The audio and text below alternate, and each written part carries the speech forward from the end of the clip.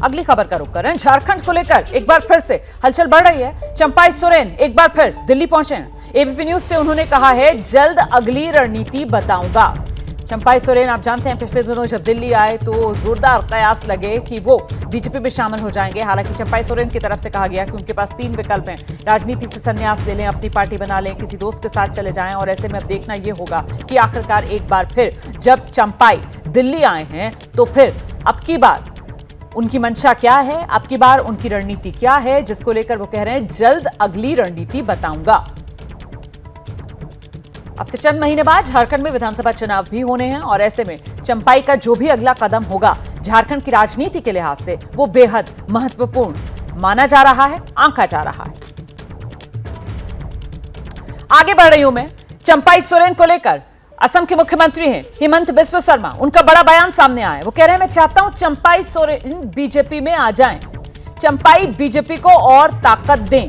ये कहना है हेमंत बिस्वा शर्मा का। लीजिए हेमंत बिस्वा शर्मा की तरफ से सीधे सीधे निमंत्रण, न्योता जो चंपाई सोरेन को दिया जा रहा है, सुनिए। चंपाई सोरेन जी का साथ मैं खुद चाहता हूं कि वो बीजेपी में आए और हमें ताकत दे, लेकिन वो इतना बड़ा लीडर है, उनका बारे में मुझको टिप्पणी करना ठीक नहीं लगते है।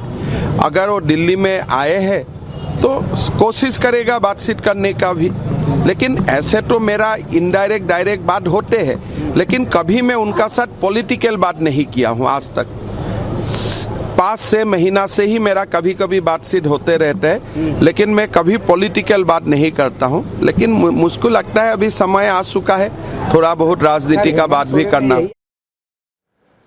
आइए सीधे आपको लेकर चलते हैं। नीरज हमारे साथ मौजूद है, जरा जानते हैं नीरज पांडे से। एक तरफ हेमंत बिस्वा शर्मा का ये खुला न्योता चंपाई सोरेन को और साथ ही साथ चंपाई सोरेन का दोबारा दिल्ली आना, अब की बार क्या है अंदर की खबर? इस बार क्या बीजेपी ज्वाइन करने ही वाले हैं नीरज?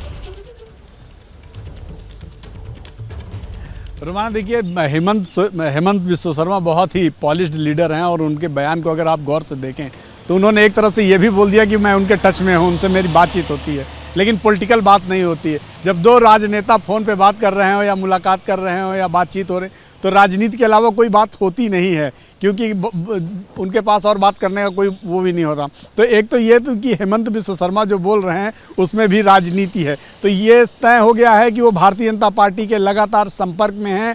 और आज वो जब दिल्ली आए हैं तो दिल्ली में हो सकता है कि वो भाजपा के एक सीनियर लीडर से समय मांगे मिलने का, लेकिन अभी तक मेरी जानकारी के अनुसार कोई समय तय नहीं हुआ है।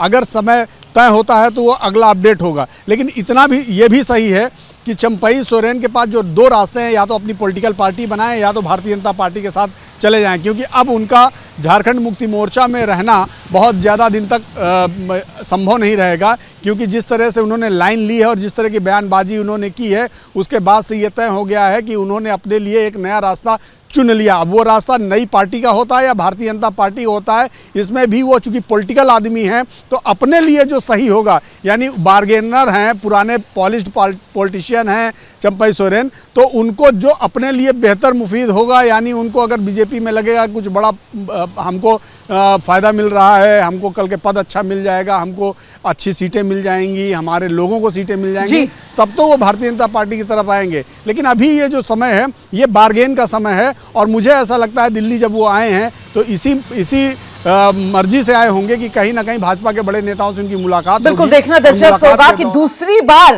दिल्ली आए हैं चंपाई सोरेन, और ऐसे में अब की बार क्या रहने वाला है चंपाई सोरेन का अगला कदम।